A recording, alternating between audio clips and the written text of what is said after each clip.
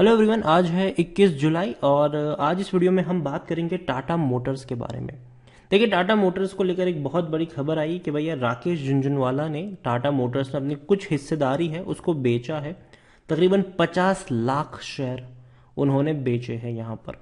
लेकिन अभी भी अगर देखा जाए तो उनके पास तकरीबन तकरीबन 3,75 लाख से भी ज़्यादा के शेयर्स अभी भी वो होल्ड कर रहे हैं। छोटी सी होल्डिंग बेची ज़रूर है उन्होंने, लेकिन इसका मतलब ये नहीं है कि वो टाटा मोटर्स को लेकर बुलिश नहीं है। और वीडियो में हम उसी चीज़ों के बारे में हम यहाँ पर डिस्कस करेंगे कि टाटा मोटर्स आखिर कहाँ पर मौके बन रहे हैं और कहाँ तक शेयर टूट सकता है। तो वीडियो को शुरू करूँ उससे पहले, अगर आपने अभी तक चैनल को सब्सक्राइब नहीं किया है तो प्लीज़ अभी इसे सब्सक्राइब कर लीजिए, क्योंकि आगे भी बहुत सारे वीडियोस हैं जो आपको काफ़ी ज़्यादा हेल्प करेंगे। तो चलिए शुरू करते हैं। तो टाटा मोटर्स 302 रुपये पर आ चुका है। बड़ी गिरावट हमें यहाँ पर ज़रूर देखने को मिली है। एक महीने में शेयर एक झटके में टूटा था। जैसे ही आप देखिए तकरीबन 350 रुपये का शेयर था, और जैसे ही जेएलआर की तरफ से स्टेटमेंट आया कि भैया जो गाड़ी में जो चिप इस्तेमाल होती है, सेमीकंडक्टर इस्तेमाल होते हैं, वो भाई साहब उसकी शॉर्टेज हो चुकी है, और ये शॉर्टेज आने वाले 3 महीनों तक उनको परेशान कर सकती है। और उनकी इस खबर के चलते, उनके इस स्टेटमेंट के चलते एक झटके में टूट गया शेयर, 306 पे आ गया। बाद में थोड़ा सा रिकवर करने की कोशिश ज़रूर हुई, लेकिन वापस से एक बड़ी गिरावट दिखा दी। और पिछले 2 दिनों में मार्केट ही भैया बहुत गंदे तरीके से टूट रहा था। तो ऐसे में टाटा मोटर्स में गिरावट आना लाजमी थी, और गिरावट देखने को मिली भी सही। एक साल में अगर हम देखें तो एक साल में 188% का ग्रोथ देखने को मिला है। 100 रुपये का शेयर 350 तक पहुंचा, वापस टूट के 290 पर गया, और 290 के आसपास एक स्ट्रांग सपोर्ट बना है यहाँ पर आप देखिए। और उसके बाद एक अच्छा बाउंस बैक दिखा दिया, फिर वापस टूट रहा है अभी।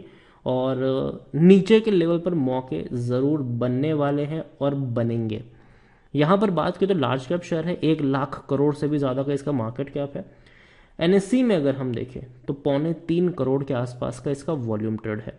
दो बड़ी खबरें हैं। पहली खबर अगर हम देखें तो सरकार जो है वो बीईएमएल में अपनी हिस्सेदारी को बेच रही है, और उसमें कई सारी बड़ी कंपनियों ने बोली लगाई है, बिड लगाई है।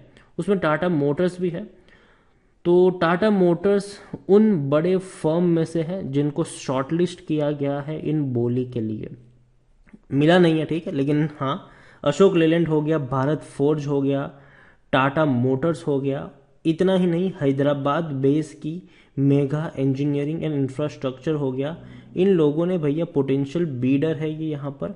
और सरकार जो अपनी 26% की हिस्सेदारी को यहाँ पर बेचने वाली है बीईएमएल में, तो उसमें भैया बोली में ये सबसे आगे है यहाँ पर। इतना ही नहीं, बीईएमएल अगर देखा जाए तो भैया बहुत बड़ी कंपनी है और बहुत ही बेहतर और शानदार कंपनी है। सरकारी कंपनी शानदार है। फ्यूचर इसका इसीलिए बेहतर क्योंकि कंपनी की जो चीज़ें बनाती है वो भाई साहब नेसेसिटी है किसी भी देश को चलाने के लिए। मिलिट्री हार्डवेयर बनाते हैं, ठीक है, जिसमें से पृथ्वी मिसाइल लॉन्चर हो गया। Operate in 3 major business segment, 3 अलग अलग बिजनेस सेगमेंट में कंपनी काम करती है, जिसमें से एक हो गया डिफेंस एंड एरोस्पेस है। भैया बड़ा बिजनेस है भैया, डिफेंस सबसे खर्चीला बिजनेस कह सकते हैं हम इसको।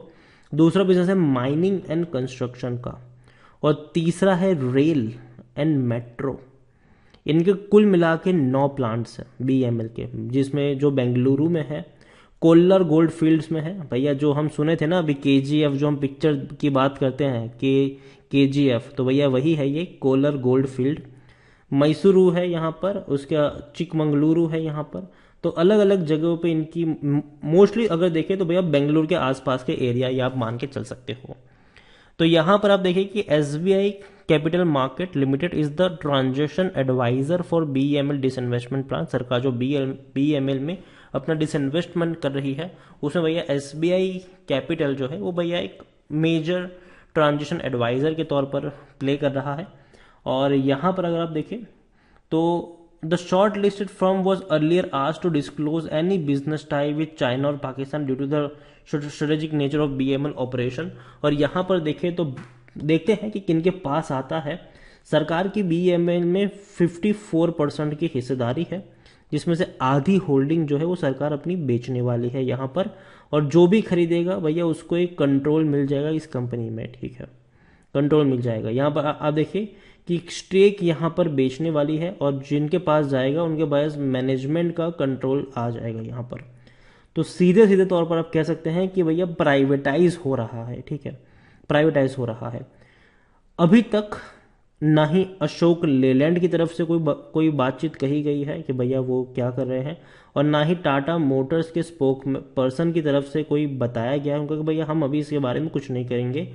लेकिन देखते हैं कि किसके हाथों में BML आता है, जिनके हाथों में आएगा उनके शेयर में बढ़ोतरी देखने को मिलेगी। एक और खबर थी जो मैंने शुरुआत में बताया कि राकेश झुनझुनवाला ने 154 करोड़ की कीमत के टाटा मोटर्स के शेयर बेच दिए।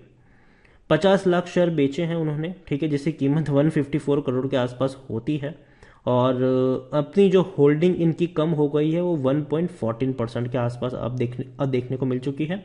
यहाँ पर आप देखिए झुनझुनवाला के पास पहले 4.27 करोड़ शेयर्स थे, ठीक है, end of the March quarter, ठीक है, और अभी उनकी होल्डिंग जून क्वार्टर के अंत में 3.77% है।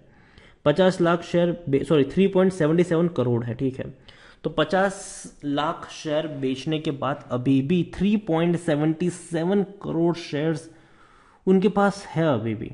तो ये मान के चलना कि वो यहाँ पर बुलिश नहीं है, ये मेरे हिसाब से काफ़ी जल्दबाजी होगी।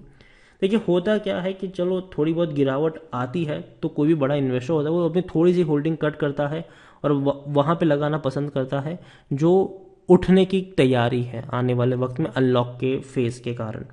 तो जाहिर सी बात है उसमें कोई डरने वाली बात मेरे हिसाब से नहीं है। यहाँ पर अगर आप देखने की कोशिश करें तो life insurance of India the largest domestic investor also shares, तो देखिए LIC की तरफ से भी जो पहले 4.18% की होल्डिंग थी टाटा मोटर्स में, थोड़ी सी होल्डिंग उन्होंने भी कट डाउन करी है, 4.03% की होल्डिंग देखने को मिली है इनके पास। ओवरऑल इंश्योरेंस कंपनी की जो होल्डिंग है वो 5.80% की थी, अब वो 4.83% पर आ चुकी है।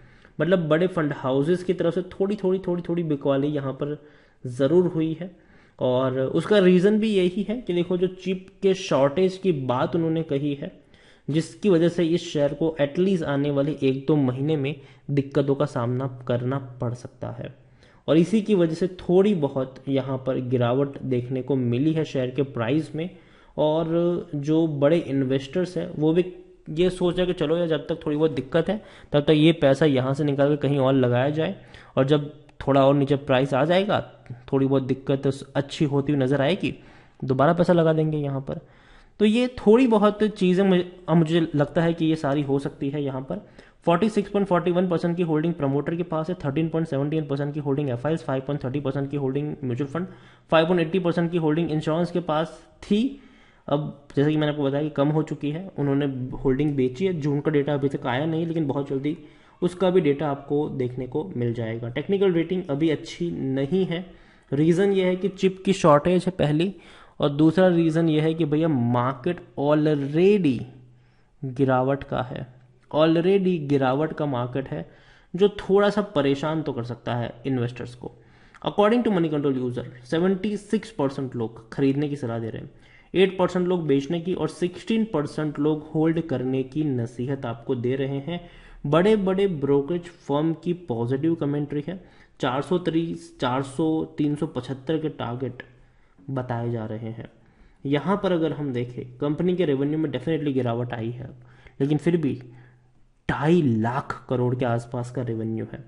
प्रॉफिट अगर देखा जाए तो वो भी उतना अच्छा नहीं है, पिछले 3 सालों से कंपनी नुकसान में है, लेकिन उम्मीद करते हैं कि सिचुएशन थोड़ी बहुत बदलेगी। जो इलेक्ट्रिक व्हीकल्स की बातें चल रही है, जो डिमांड अगर आने वाले समय में बढ़ेगी, और JLR जो 2025 तक फुल्ली इलेक्ट्रिक होने की बात कर रहा है, वो कहीं ना कहीं इस कंपनी को और ज़्यादा बल देगी आने वाले समय में।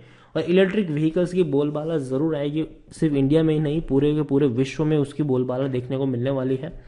और टाटा पावर ऑलरेडी उसके लिए एक इंफ्रास्ट्रक्चर बिल्ड कर भी रहा है। तो ओवरऑल टाटा मोटर्स मेरे हिसाब से हाँ थोड़ा सा पेन रहेगा, चिप की शॉर्टेज है, इतना ही नहीं मार्केट भी भैया बहुत पैनिक वाला है। लेकिन नीचे के लेवल पर बाइंग के मौके बनेंगे। 290 के आसपास एक अच्छा लेवल मुझे लगता है, अच्छा सपोर्ट वहां पर बन रहा है, वहां पर एक अच्छा मौका बनेगा खरीदारी का। 300 के नीचे अगर शेयर जाता है तो डेफिनेटली बाइंग के मौके यहां पर बढ़ जाते हैं और लॉन्ग टर्म में आराम से दमखम है। जब सिचुएशन नॉर्मल हो जाएगी तो 400 रुपए तक पहुंचने का दमखम जरूर रखता है ये शेयर। तो वीडियो को यहीं पे एंड करूंगा। पसंद आया हो तो लाइक करो, शेयर करो। चैनल पर अगर पहली बार है तो प्लीज सब्सक्राइब करें और टाटा मोटर्स के बारे में आप क्या सोचते हैं वो भी आप मुझे कमेंट में लिखकर बता सकते हैं। Thank you.